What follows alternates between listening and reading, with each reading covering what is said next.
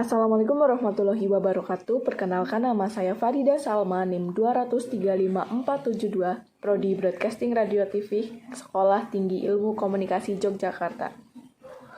Pada kesempatan kali ini, saya akan mempresentasikan hasil kerja saya, yaitu mata kuliah Teori Komunikasi. Dan tema yang saya ambil dalam PPT ini adalah media sosial sebagai ladang bisnis. Alasan saya memilih tema tersebut adalah karena era globalisasi semakin berkembang pesat, kecanggihan teknologi pun semakin bertambah, dan tentunya penggunaan sosial media pun pastinya semakin berkembang.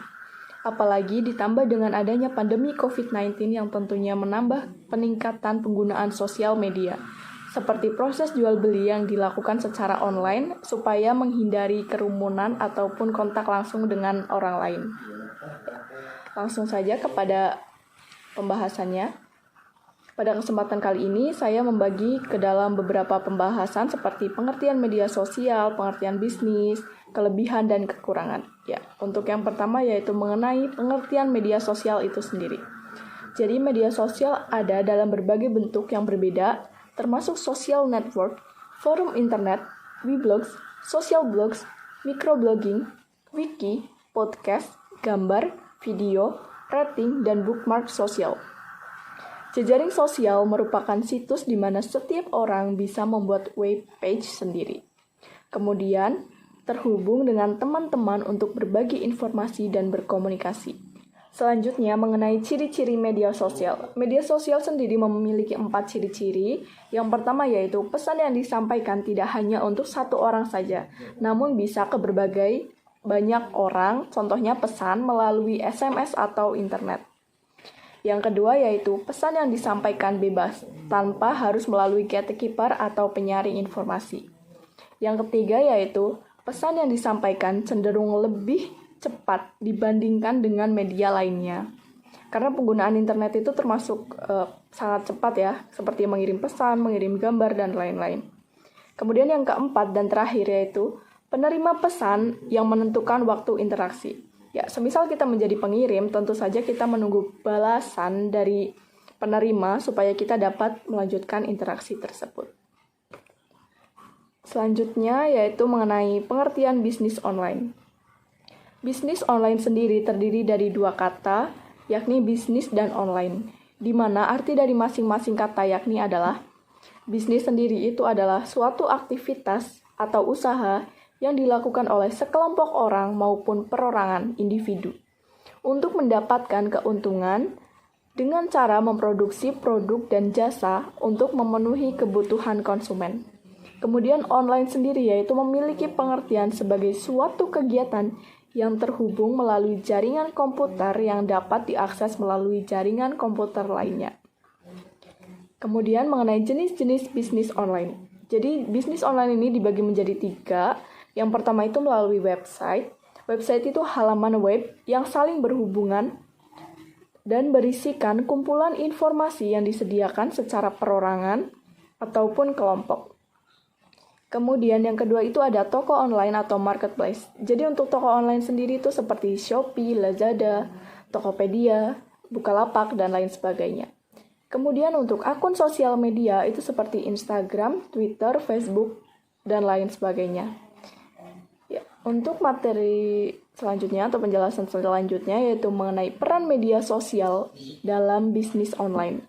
Jadi media sosial itu memiliki peran yang cukup besar dalam bisnis online.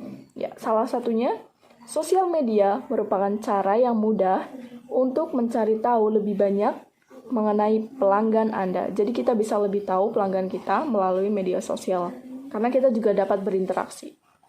Yang kedua, membantu pencarian target konsumen lebih efektif. Ya, karena media sosial itu cakupannya luas sehingga kita juga lebih mudah dalam mencari target konsumen.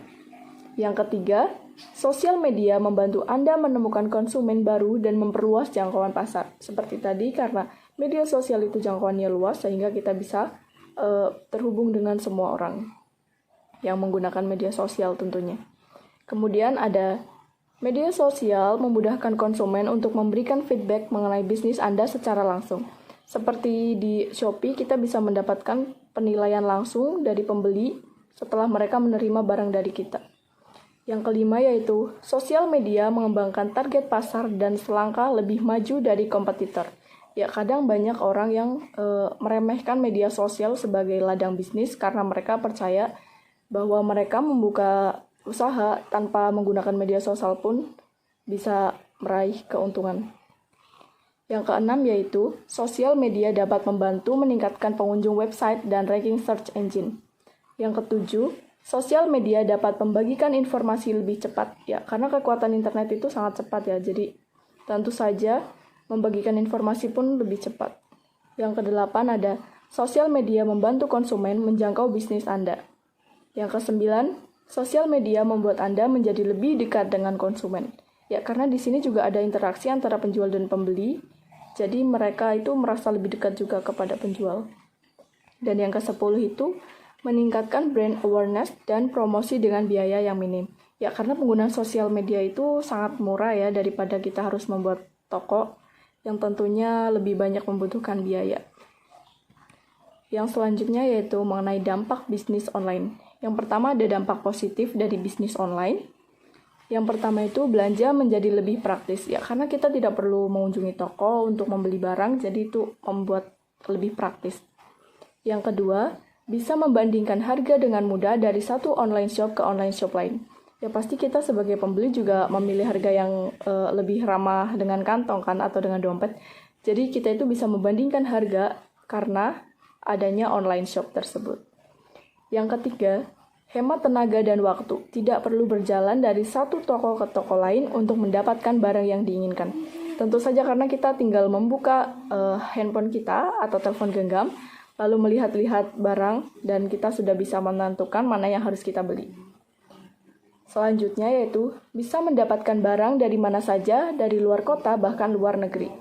Seperti menggunakan aplikasi Shopee, kita juga bisa membeli barang dari dalam negeri ataupun dari luar negeri. Dengan harga yang murah tentunya. Kemudian, harga barang biasanya lebih murah, ya, karena mereka tidak membutuhkan toko yang biasanya membutuhkan uang juga untuk pajak. Jadi mereka lebih murah dalam menjual di online shop. Yang terakhir yaitu membantu perekonomian pedagang kecil. Selanjutnya untuk dampak negatifnya yaitu kualitas barang yang tidak sesuai dengan gambar. Ya biasanya memang ada yang gambar tidak sesuai dengan apa yang kita dapatkan atau yang mereka kirim. Yang kedua, barang yang diterima cacat atau rusak ketika barang dalam pengiriman. Ya, kadang itu juga bukan kesalahan dari penjualnya, karena kadang pengiriman juga tidak sesuai harapan. Yang ketiga, tidak bisa membedakan barang asli atau tiruan. Kadang di online shop itu menggunakan gambar yang sama untuk produk dari beberapa online shop, jadi itu bisa menyebabkan kekeliruan antara barang asli ataupun tiruan. Yang keempat yaitu sering terjadi penipuan. Setelah uang ditransfer, barang tidak diterima. Itu juga sering terjadi di online shop. Selanjutnya, menimbulkan perilaku konsumtif. Ya, karena kemudahan dalam belanja online, kita sering lupa diri sehingga belanja berlebihan dan menjadi konsumtif. Selanjutnya yaitu rentan aksi pembobolan rekening jika pembayaran dilakukan melalui internet. Jadi kesimpulannya adalah media sosial memberikan banyak dampak positif dalam upaya jual beli karena memudahkan masyarakat dalam jual beli dan menghindari kontak langsung dengan penjual ataupun pembeli di masa pandemi COVID ini.